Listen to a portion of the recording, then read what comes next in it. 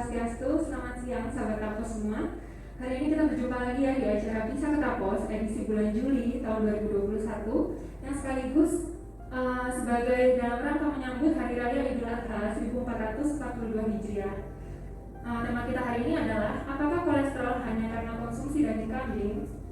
Masih bersama saya Lucy Ayu Triara sebagai host, dan untuk narasumber kita hari ini kita kedatangan Dr. Reza Umari.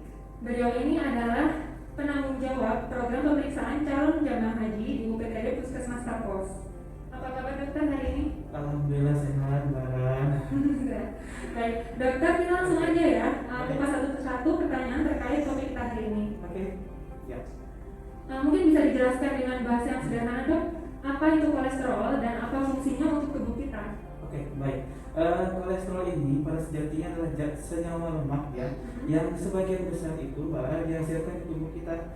Nah, sebagian kecilnya kita dapat di makanan yang kita makan tiap hari. Nah, pada umumnya tuh orang mendengar kolesterol itu merasa kayak bahaya gitu ya, makan menimbulkan penyakit. Tapi pada dasarnya sebenarnya kolesterol ini sangat bagus dong buat tubuh kita. Pertama, sebagai bahan dasar untuk membuat hormon-hormon yang ada dalam tubuh kita. Nah, yang kedua untuk melindungi dinding sel kita. Nah, yang ketiga untuk melindungi dinding pembuluh darah nih supaya pembuluh darahnya lebih elastis dan lebih kuat. Kemudian yang keempat untuk membantu proses pencernaan, terutama untuk menyerap vitamin A, D namanya, vitamin A, D, E dan K. Itu salah satu fungsi dari kolesterol.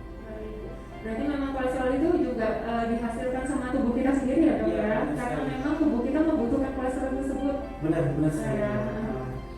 Batas kadar normal kolesterol di dalam darah itu berapa sih dok? Dan apa nih dampaknya jika kadar kolesterol di dalam darah itu lebih tinggi dari batas normal?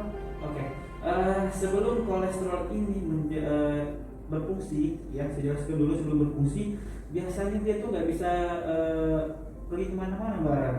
Nah, jadi dia butuh sesuatu kendaraan yang bisa membawa dia kemana-mana, membantu tadi untuk melindungi pembuluh darah misalnya, itu ada kendaraannya. Jadi dia bekerja sama dengan protein, membentuk namanya lipoprotein barang. Nah, makanya nanti lipoprotein itulah sebagai kendaraan, ibaratnya kayak mobilnya, kayak motornya, itu yang membawa dia dari hati. Nah, dari hepar ke seluruh tubuh nanti itu diedarkan. Maka dengan itu terbentuklah namanya ada kita kenal kolesterol jahat. Jadi LDL namanya, low density lipoprotein. Nah, low density lipoprotein ini dia itu sebenarnya untuk melindungi pembuluh darah salah satunya. Jadi membawa lemak tadi atau kolesterol tadi dari hati ke pembuluh darah. Tujuannya sih sebetulnya untuk melapisi dinding pembuluh darah supaya dinding pembuluh darahnya elastis dan kuat. Tapi harus dalam batas yang normalnya. Kalau melebihi dari batas normalnya, nanti dia akan menjadi plak atau sumbatan di dinding pembuluh darah. Nah, jadi tubuh nggak bisa berdiam gitu seperti itu aja. Makanya dibuatlah HDL. Nah, HDL itu sering kita kenal dengan high density lipoprotein. Nah, jadi ya kolesterol baik. Nah, tujuan dari kolesterol baik ini sebenarnya untuk mengontrol LDL tadi. Nah, jadi tadi kan lipoprotein dari hepar atau hati ke pembuluh darah. Nah, yang ini dari pembuluh darah balik lagi ke hepar. Tujuannya dia membersihkan bila mana mungkin ada sumbatan. Makanya butuh yang HDL-nya normal, tidak terlalu tinggi dan tidak terlalu kurang. Itu juga dengan LDL, tidak tinggi dan tidak kurang. Nah, jadi kalau kolesterol baik ini sendiri kalau tidak dijaga juga, maka dia juga akan merusak dinding pembuluh darah tadi. Nah, jadi harus benar-benar stabil. Makanya kalau dihitung itu nilai normalnya LDL ini tidak boleh lebih dari 100 mg per desiliter. Kalau HDL ini nggak boleh kurang dari 40 mg per desiliter atau tidak boleh lebih dari 60 mg per desiliter. Nah, jadi cakupannya harus normal ya. Nah, kemudian ada yang kita kenal dengan trigliserida. Trigliserida ini sama fungsinya sama dengan kolesterol, dia zat lemak juga, tapi dari sisa pembakaran karbohidrat bakar atau pembakaran dari glukosa. Nah, jadi ketika glukosa itu sudah dipakai pembakaran dan tidak dipakai untuk buat energi lagi, disimpan dalam bentuk trigliserida, nanti disimpan di sel-sel yang kita kenal dengan sel adiposa. Nah, nanti akan membentuk jaringan otot dan sebagainya seperti itu. Nah, untuk trigliserida ini normalnya kurang dari 150 mg per desiliter. Nah, Kemudian satu lagi ada namanya kolesterol total. Nah, kolesterol total ini sendiri itu untuk mengukur keseluruhan kolesterol yang ada di tubuh. Itu nilainya kurang dari 200 mg per desiliter. Normalnya. Cuma memang yang di puskesmas sering yang setik ya pakai alat yang biasanya ditusuk di jari. Ya itu yang sering dipakai total kolesterol biasanya. Nah biasanya jarang-jarang kadang ada yang melihat profil lipid yang lain kayak triglycerida, tapi baiknya memang harus diperiksa semua.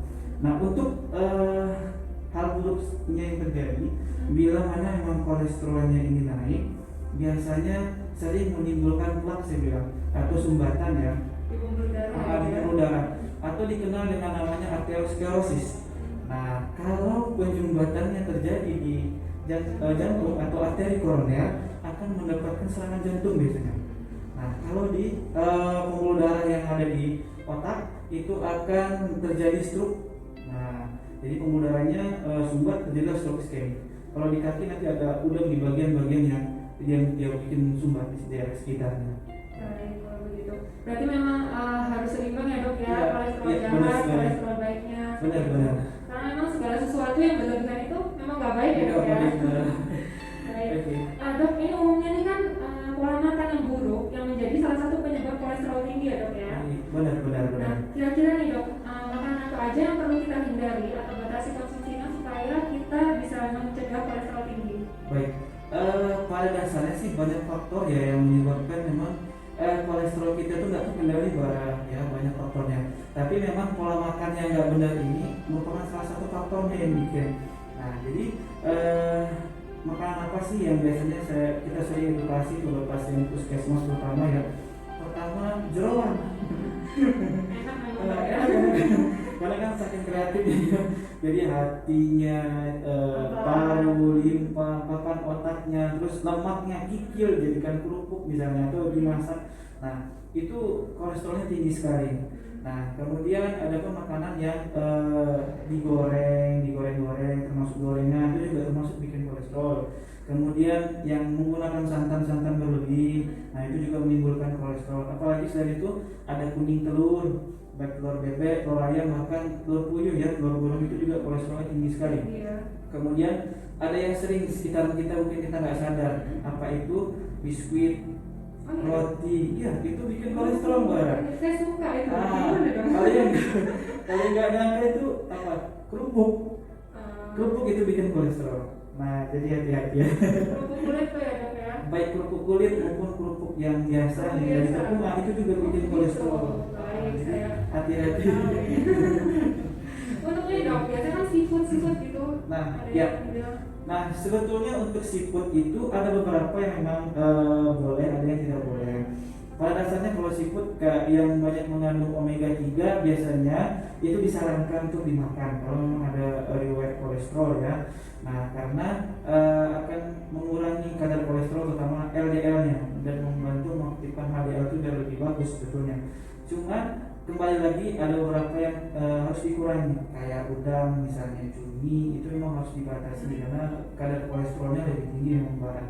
Terus yang kedua cara penyajian juga berpengaruh kan, biasanya kalau seafood digoreng ya, kadang di santan juga mungkin ada menimbulkan kolesterol.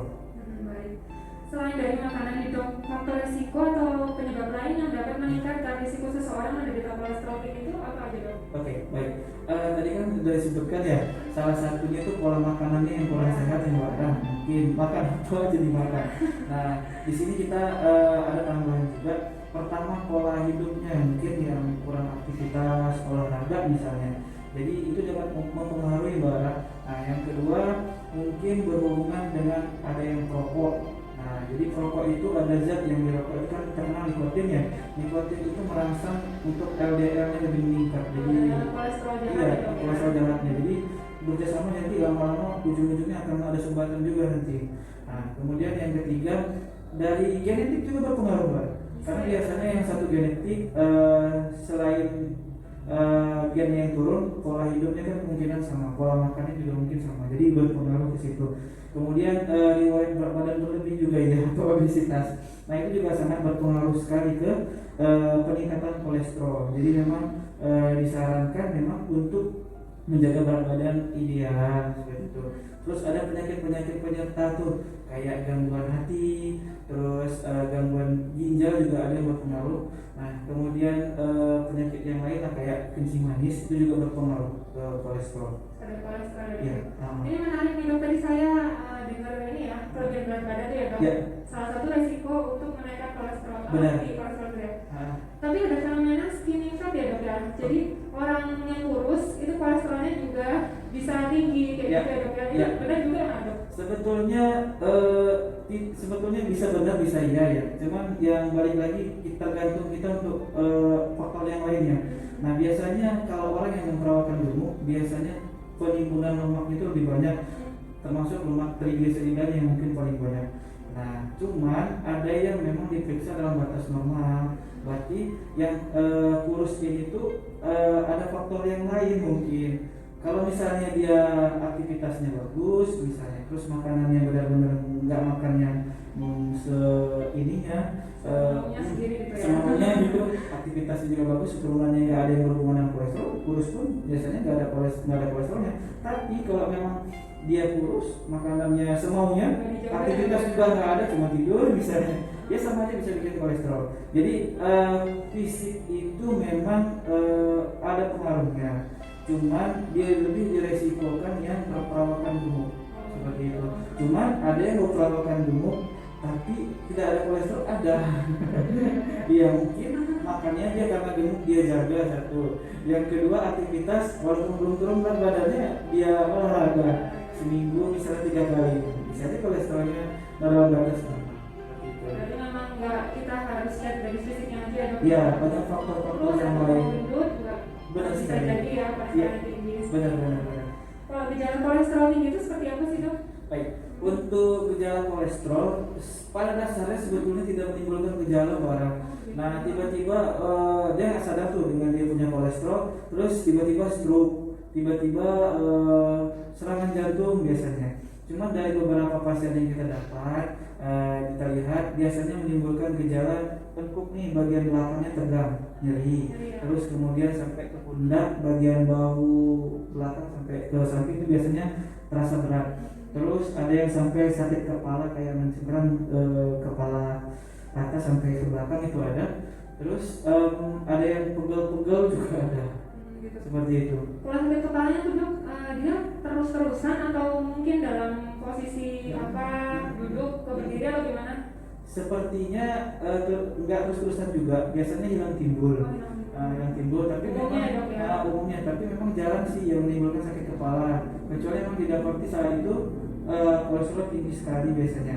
Cuman intinya jarang memberikan gejala sih sebetulnya. Tapi bersyukurlah orang-orang yang diberi gejala. Kenapa? Itu alarm bagi tubuhnya, peringatan, Pak ini harus diturunkan gitu. Jadi ini badannya ada sesuatu yang nggak nyaman, ayo dong diturunkan. Makanya dibantu dengan kegiatannya nanti yang kita akan edukasi ya. Terus kalau yang berbahaya itu nggak ada alarmnya, tiba-tiba stroke, tiba-tiba sakit jantung, nah itu yang lebih berbahaya sebetulnya. Awalnya merasa sehat ya dok, Ya, tiba-tiba langsung tumbang gitu ya, ternyata karena kolesterolnya selama ini nggak dipantau. Benar. Dok, apa yang harus kita lakukan bila kita menderita kolesterol tinggi? Apakah harus mengonsumsi obat seumur hidup seperti pada penderita hipertensi atau darah tinggi? Oke. Yang paling penting adalah sebetulnya yang kita tahu, kalau kita punya kolesterol, kita harus care terhadap diri kita sebetulnya.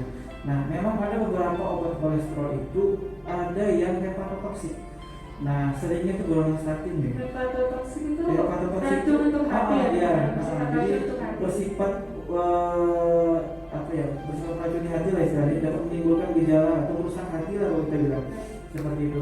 Nah, jadi cuman itu tidak jarang sekali menimbulkan seperti itu. Tidak secepat obat TB paru biasanya.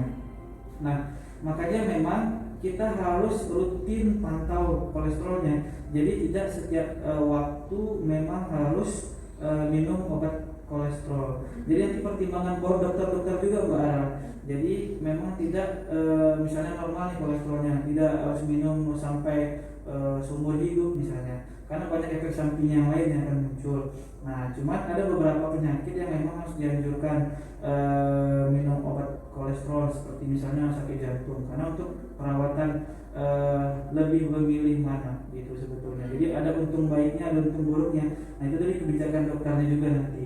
Cuma ya memang harus konsultasi. Yang gak baik itu adalah ketika bapak ibu nggak tahu kadar kolesterolnya, bapak ibu teman-teman sekalian itu beli obat sembarangan tanpa resep dokter, tanpa edukasi ke dokter dulu gitu, tanpa ada saran dari dokter dulu. Jadi baiknya memang harus ketemu dokter, cerita dokter dulu. Nah, seperti itu. Jadi memang sebenarnya obat ini baik ya dok ya, Ya, apabila tubuh kita memang membutuhkannya. Benar Gitu ya, sekali. dok ya. Jadi kalau misalnya kita nggak sakit, kita asal minum obat aja, Ya. itu malah justru obat itu bersifat meracuni tubuh kita gitu ya dok Ya ya. benar, cuma ya harus dikonsultasi ke dokter Iya, dulu jadi ya. harus Gitu. benar-benar konsultasi ke dokter ya dok. Ah. Ya, jadi nggak boleh minum obat secara sembarangan ya teman-teman ya. Ya. Nah, lalu ini ada titipan pertanyaan dok dari follower kita dengan Kak Dewi. Ya. Ini mitos atau fakta ya dok, kalau setelah operasi sesar tidak boleh mengonsumsi daging kambing karena bisa berbahaya. Ini saya baru dengar nih dok, mitos seperti ini. Saya juga Apa benar dok? jujur baru dengar. Apa benar juga? Ya itu baru dengar banget sebetulnya. Saya nggak tahu bahayanya karena apa. Jujur nggak tahu. Tapi kalau menurut saya memang daging kambing ini kan kaya dengan protein, ada lemak juga biasanya. Nah, jadi biasanya orang habis sesar itu kan butuh protein ya untuk membangun imunnya lebih bagus, untuk membangun organnya yang habis dioperasi. Regenerasi sel ya.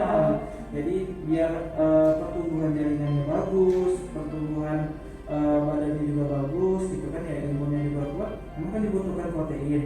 Nah, salah satu sumber protein itu ya daging kambing gitu. Jadi sebenarnya mungkin ya nggak masalah kalau menurut saya. Berarti selama ini kambing ini selalu dikambing hitamkan gitu dok. Kalau misalnya ada sakit kolesterol nih berarti kebanyakan makan kambing gitu. Iya. Enggak juga ya dok ya ternyata ya. Iya. Karena memang lebih banyak proteinnya seperti itu ya. Oh, benar, Dan banyak protein. bahan makanan lain yang ternyata kandungan kolesterolnya itu lebih tinggi dari daging kambing. Benar. Baik. Dok, ada nggak sih tips yang ingin dokter sampaikan untuk mencegah kolesterol tinggi? Tipsnya ya pertama, kalau bapak ibu misalnya teman-teman sekalian ada riwayat punya kolesterol, pernah kolesterol tinggi, atau misalnya keluarga dengan kolesterol, yang saya anjurkan pertama itu rajin-rajin cek kolesterolnya terutama, karena kita bahas kolesterol, jadi cek kolesterolnya itu minimal 3 bulan sekali dan maksimal sebulan sekali. Nanti dicek kolesterolnya. Nah, jadi kolesterolnya tinggi atau enggak. Nah, itu nanti kalau misalnya tinggi, nah kita berprinsip dulu makanan apa yang salah dimakan. Jadi yang kedua itu dijaga pola makannya benar. Nah, tadi kan saya sudah jelaskan apa aja makanan yang termasuk dalam kolesterol. Jadi makanan itu dibatasi dulu ketika kolesterolnya lagi tinggi. Nah, yang ketiga adalah aktivitas olahraga. Nah, kalau boleh emang setiap minggu olahraga, tapi paling nggak minimal 3 kali dalam 1 minggu dan minimal 30 menit sekali olahraganya. Nah, dalam 2 hal ini, kalau misalnya makanan yang udah dijaga, terus kemudian olahraganya bagus, diperiksa kolesterolnya bagus, sudah cukup, tak perlu obat-obatan. Tapi ketika 2 hal ini memang perlu untuk misalnya untuk diturunkan kolesterol, tapi 2 hal ini nggak menjamin dia turun, misalnya masih tinggi juga, yang memang mau nggak mau harus dibantu dengan obat-obatan. Ya, tapi memang harus ke dokter dulu ya. Nah, kemudian yang keempat, bila ada perawakan memang obes atau gemuk, diet seimbang.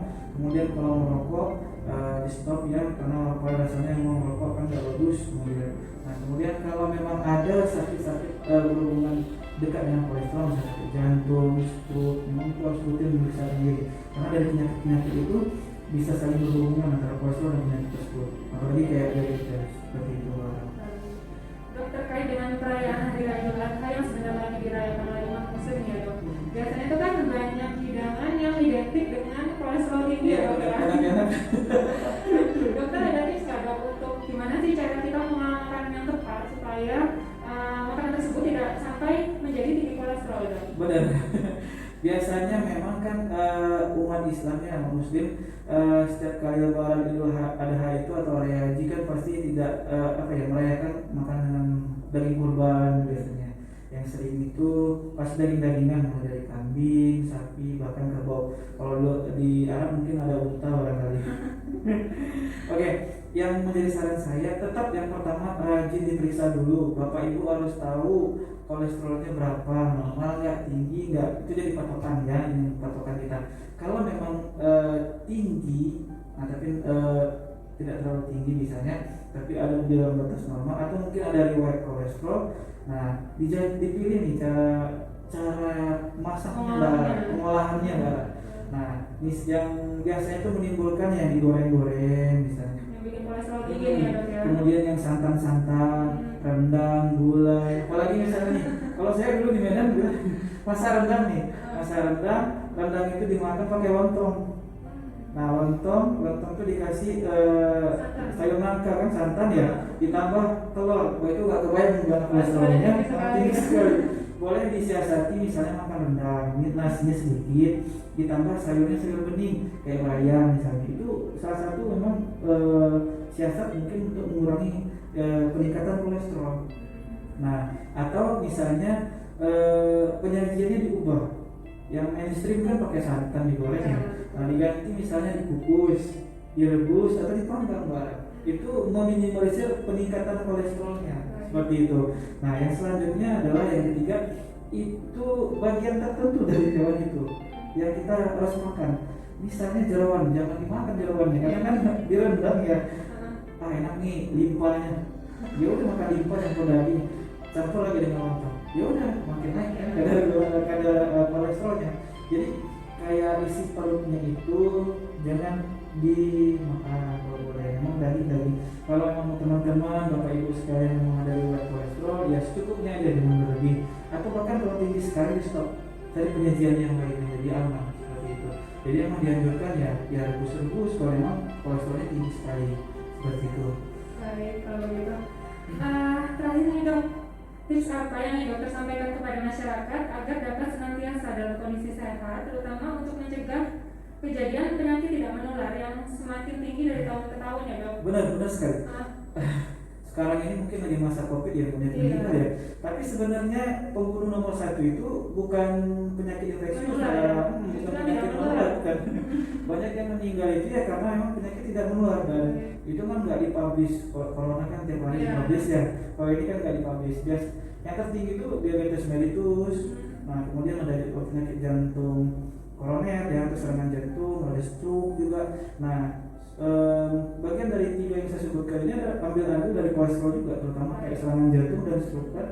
Nah, jadi kita harus memikirkan konsep cerdik tadi. Jadi pertama cek rutin. Kalau C-nya adalah cek rutin. Nah, cek rutin setiap bulan minimal 3 bulan sekali untuk kesehatan, terutama kolesterolnya, baik itu kolesterol totalnya, kemudian LDL, HDL, trigliseridanya, itu harus kita cek rutin minimal 3 bulan sekali, Mbak. Kemudian kalau perokok, menyiapkan puasa rokoknya. Jadi kan cerdik C, ya, kemudian yaitu menyiapkan asap rokoknya. Kalau perokok baik itu aktif dan yang perokok pasif ya dihindari karena kan nggak bagus ya. Nah, kemudian R-nya cerdik R, rajin olahraga. Minimal 3 kali nih dalam 1 minggu dan minimal 30 menit sekali olahraga. Setiap 30 menit. Nah, kemudian D-nya, D itu diet seimbang atau diet kalori seimbang. Jadi kalau memang udah over misalnya itu kebukaan, dikurangi nih konsumsi yang terlalu manis, misalnya untuk penderita diabetes. Nah, konsumsi manis dan madu-madu itu harus dibatasi juga. Kemudian kalau ada penderita berhubungan dengan kolesterol seperti ini, yang makan makanan yang berhubungan dengan lemak yang saya sebutkan tadi itu harus dibatasi lebih dari dulu. Kemudian kalau memang ada penderita yang berhubungan dengan darah tinggi, yang asin-asin dibatasi dulu. Jadi dietnya seimbang. Kalau over dibuat berusaha gimana kalau badan itu sehat, kalau bisa memang ke arah tubuh ideal badan. Nah, kalau yang kurus juga seperti itu. Nah, kemudian setelah dia seimbang, ini ya istirahat yang cukup. Nah, karena tubuh kita ini kan beraktivitas terus setiap hari, jadi butuh sesuatu yang buat dia itu lebih tenang gitu dengan istirahat. Nah, pola istirahat yang benar itu memang 7-8 jam setiap hari, tidak malam ya, bukan tidur siang. tidur malam. Nah, jadi untuk membalikkan kembali ya Itu memberi waktu badan kita untuk istirahat gitu ya. ya istirahat. Nah, itu perlu sekali.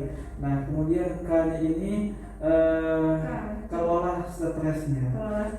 Jadi pola pikir tuh yang sehat itu akan melahirkan tubuh juga yang sehat sebetulnya. Karena banyak orang yang mengaku sakit tapi dicek sehat-sehat aja. Nah, pola pikirnya dia yang kurang bagus. Nah, kayak pasien lagi misalnya ngaku banyak pikiran, pola segala macam, nggak sembuh-sembuh. Sebetulnya penyakit itu mudah untuk disembuhkan, tapi nggak sembuh-sembuh kenapa? Karena pikirannya. Karena pola pikir yang nggak bagus itu udah setengah dari penyakitnya. Padahal penyakitnya itu sebetulnya nggak terlalu parah-parah sekali. Jadi memang pikiran itu harus tenang, iya, jangan stres. Seperti itu. Ya, baik dokter, terima kasih jawabannya, luar biasa sekali. Sama-sama. Jadi dari bincang santai kita hari ini dapat ditarik kesimpulan ya teman-teman bahwa memang kadar kolesterol yang tinggi dapat meningkatkan risiko berbagai penyakit berbahaya seperti hipertensi, serangan jantung, stroke dan sebagainya, sehingga kita perlu untuk menjaga pola makan dan pola hidup kita agar dapat menurunkan risiko terserang berbagai penyakit tersebut. Nah, sahabat Apos, seperti biasa nih, kita ada pertanyaan untuk sahabat Apos yang sudah menyaksikan live Instagram kita, dan nanti akan ada hadiah pulsa untuk satu orang yang beruntung yang bisa menjawab pertanyaan dari kita. Pertanyaannya adalah, bagaimana cara mengolah makanan yang tepat agar makanan tersebut tidak menjadi tinggi kolesterol? Nah, nanti jawabannya bisa langsung aja dikirimkan melalui DM Instagram kami, dan nanti pemenang akan kami hubungi sekitar 5 hari setelah pelaksanaan acara ini. Jangan lupa juga, karena kita masih dalam situasi pandemi COVID-19, jangan capek-capek untuk selalu menerapkan 5M lawan COVID-19, yaitu dengan memakai masker, menjaga jarak, mencuci tangan, menjauhi kerumunan, dan membatasi mobilitas. Nah teman-teman, kita juga sudah sampai ya pada penghujung acara kita. Mohon maaf bila ada kata-kata yang kurang berkenan, dan semoga informasi yang kami sampaikan ini dapat bermanfaat bagi kita semua. Kami juga mengucapkan terima kasih kepada teman-teman yang sudah setia menyaksikan live Instagram kita dari awal sampai akhir, dan semoga nanti kita bisa berjumpa lagi di acara Bisa Ketapos pada edisi selanjutnya, tentunya dengan tema atau topik yang lebih menarik lagi. Baik, akhir kata kami ucapkan terima kasih. Assalamualaikum warahmatullahi wabarakatuh. Shalom, Om Swastiastu. Sampai jumpa.